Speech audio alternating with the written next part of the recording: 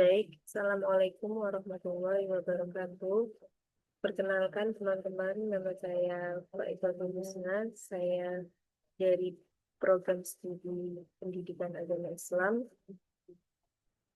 dan saya dari Fakultas Agama Islam. Di sini saya akan menjelaskan tentang mandi wajib, yaitu dari mata kuliah Ilmu Fikih yang diampu oleh Ibu Riayatul Nafisah. Baik, saya akan menjelaskan tentang definisi mandi wajib, syarat-syarat mandi wajib, rukun mandi wajib, dan sunah mandi wajib. Yang pertama adalah definisi mandi wajib. Definisi mandi wajib di sini ada dua, yaitu secara istilah dan juga secara bahasa. Yang pertama secara bahasa. Secara bahasa mandi wajib, mandi adalah al-ghusl yang artinya perbuatan manusia dalam bentuk menyiramkan air dan menggosok-gosok seluruh tubuhnya. Sementara jika disebut ghusl, maka maknanya adalah air yang digunakan untuk mandi. Baik, mandi secara istilah adalah mengalirkan air yang tahur. Tahur itu artinya adalah air yang suci dan mensucikan pada seluruh bagian tubuh dengan cara tertentu, seperti mandi pada umumnya. Hanya yang membedakan antara mandi wajib dan mandi biasa adalah terletak pada sebab-sebabnya. Mandi, istilah mandi terdapat dalam surat Al-Maidah ayat 6 yang menyeru kepada yang bersuci termasuk ghusl. Hai orang-orang yang beriman, apabila kamu hendak mengerjakan sholat, maka basuhlah wajahmu. Dan jika kamu junub, maka mandilah. Oke, selanjutnya yaitu sebab-sebab mandi wajib itu ada 4, yaitu ketika junub, ketika haid, ketika nifas, dan juga ketika seorang muslim meninggal dunia kecuali mati syahid. Baik, yang dinamakan mandi junub itu adalah mandi wajib yang dilakukan setelah suami istri melakukan hubungan atau mimpi basah. Untuk mandi haid adalah mandi yang dilakukan ketika seorang wanita yang sedang menstruasi sudah selesai masa menstruasinya, maka ia diwajibkan untuk mandi wajib. Yang ketiga adalah mandi nifas. Mandi nifas yaitu adalah wanita yang baru melahirkan dan habis masa nifasnya atau periode pasca melahirkan selesai. Sedikitnya pasca melahirkan itu untuk wanita nifas adalah 1 hari 1 malam. Dan selama-lamanya itu adalah 40 hari sampai 60 hari. Baik, yang keempat adalah mandi ketika seorang muslim meninggal dunia. Seperti yang saya jelaskan tadi, kecuali muslim tersebut mati syahid. Mandi wajib menurut imam atau mazhab. Di sini ada 3 mazhab, yaitu mazhab Hambali, Syafi'i dan Imamiyah, dan juga mazhab Hanafi atau Imam Hanafi.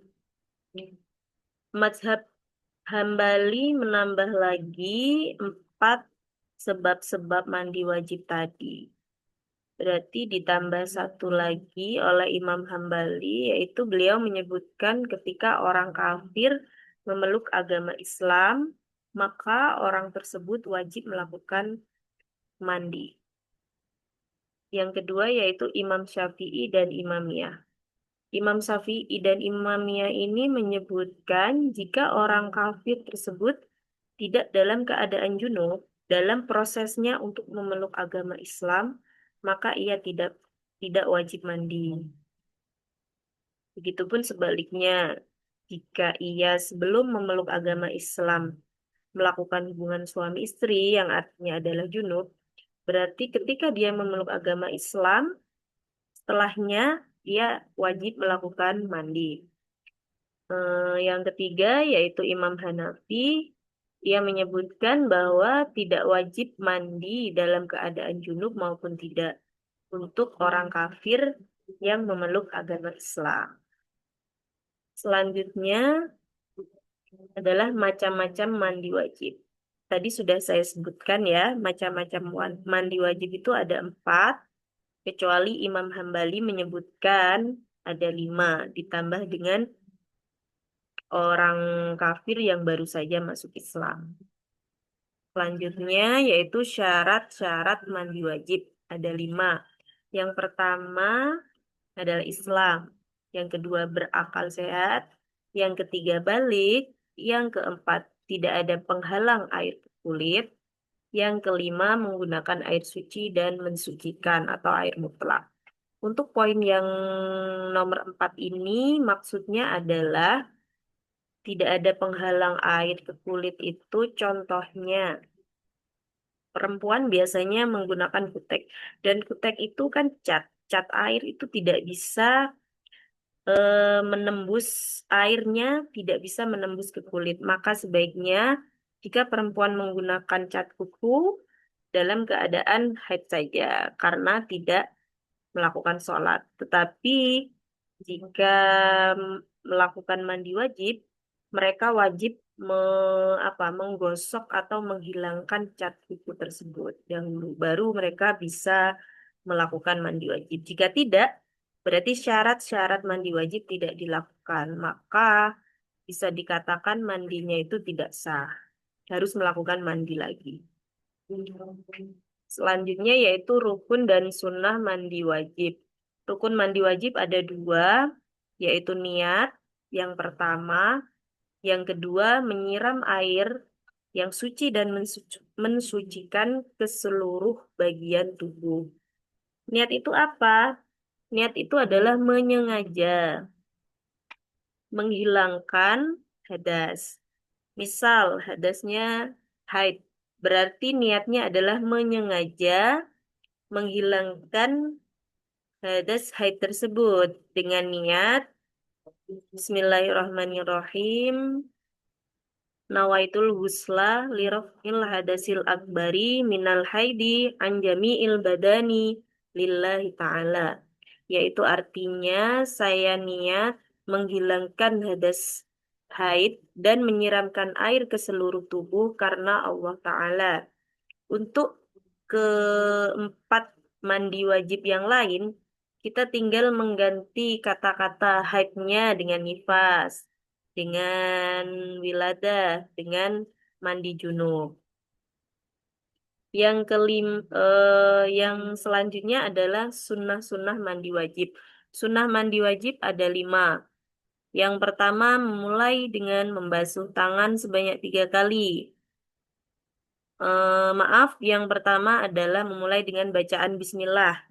Yang kedua, memulai dengan membasuh tangan sebanyak 3 kali, membasuh kemaluan, berwudu dengan sempurna. Yang keempat, mengguyur kepala sebanyak 3 kali sambil membilas rambut. Yang kelima, membasahi seluruh tubuh dengan cara membasuh bagian tubuh yang kanan terlebih dahulu. Hal ini dilanjutkan dengan membasahi ketiak, rongga-rongga dalam telinga, lubang pusar, jari-jari, selakangan-selakangan, dan seluruh bagian tubuh. Selanjutnya, niat mandi wajib itu tadi ada 4 macam ya. Niatnya sama, pelafalan niatnya sama, akan tetapi dirubah jika sebabnya haid, berarti dirubah haid. Jika sebabnya nifas, diganti nifas, seperti yang saya sebutkan tadi. Selanjutnya yaitu sampai pada kesimpulan. Nah, kesimpulan dari materi yang saya jelaskan dari awal hingga akhir tadi adalah mandi wajib di sini ada beberapa macam dan ada syarat rukun yang harus dilakukan ketika melakukan mandi wajib. Ada pula sunnah-sunnahnya yang jika dilakukan mendapatkan pahala dan jika tidak dilakukan itu tidak apa-apa. Adapun niat mandi wajib itu sama-sama niat mandi besar, akan tetapi dirubah karena sebab-sebab yang mewajibkan mandi tadi. Oke, terima kasih. Sudah selesai materi yang saya jelaskan. Terima kasih untuk dosen pengampu ilmu fikih ini karena telah membimbing saya dan juga teman-teman untuk bisa menyelesaikan tugas UAS ilmu fikih ini dengan Bismillah dengan baik. Dan mohon maaf apabila selama penyampaian penjelasan tadi banyak kekeliruan yang saya lakukan, banyak tutur kata saya yang salah. Mohon maaf yang sebesar-besarnya ya teman-teman. Saya akhiri. Assalamualaikum warahmatullahi wabarakatuh. Terima kasih.